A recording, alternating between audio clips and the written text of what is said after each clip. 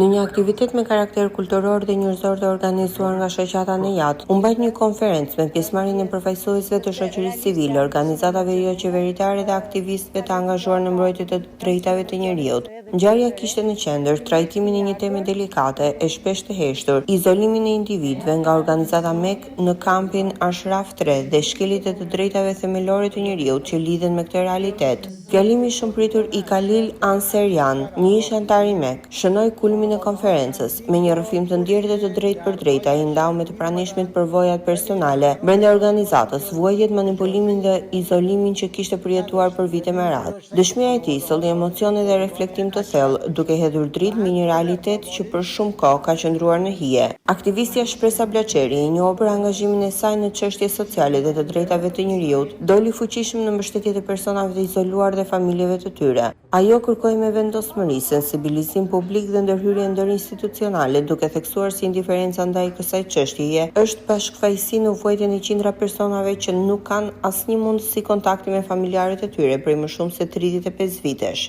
Një moment prekës ishte edhe prania live e familjarëve që përmes lidhjeve direkte dhe mesazheve bënë thirrje për të drejtën më elementare të komunikojnë me të afërmit e tyre.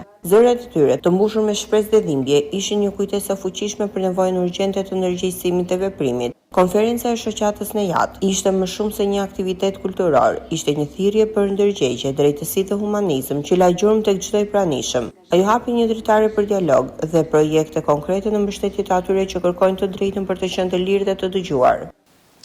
Jemi mbledhur ditën e sotme në shoqatën e gjatë në qytetin e Pogradecit në kuadër të një projekti social dhe kulturor, një konferencë drejtuar të drejtave të njerëzit. Është një konferencë e cila në fakt nuk është hera e parë që zhvillohet në qytetin e Pogradecit, por me mbështetje të jashtëzakonshme të shumë pjesëmarrësve të cilët marrin pjesë në këtë konferencë, ne duam të solidarizojmë publikun dhe popullin shqiptar në kuadër të integrimit të komunitetit iranian në Shqipëri, të cilët janë të dezertuar nga kampi Mujahedin.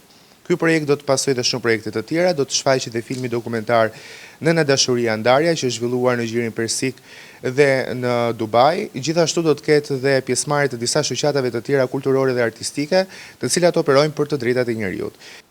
Përshëndetje të nderuar banorë të qytetit të Pogradecit. Sot jemi mbledhur këtu për të mbajtur një konferencë të madhe me qëllim që të zbulojmë krimet që organizatat e Mujahedinëve ka kryer ndaj anëtarëve të saj. Gjithashtu kemi marrë shumë letra nga familjarë, të cilat dëshirojmë të përcjellim tek anëtarët e burgosur dhe të mbajtur në kampin Mans. Ne po bëjmë të gjitha përpjekjet tona që të mund të çlirojmë miqtë tanë, të cilët janë kapur në burgun e Mans, dhe t'i ndihmojmë të hyjnë në botën e lirë. Jeta ekziston jashtë strukturave të organizatës së Mujahedinëve dhe i ftojmë miqtë e mi që të çlirohen vetë nga ai burg.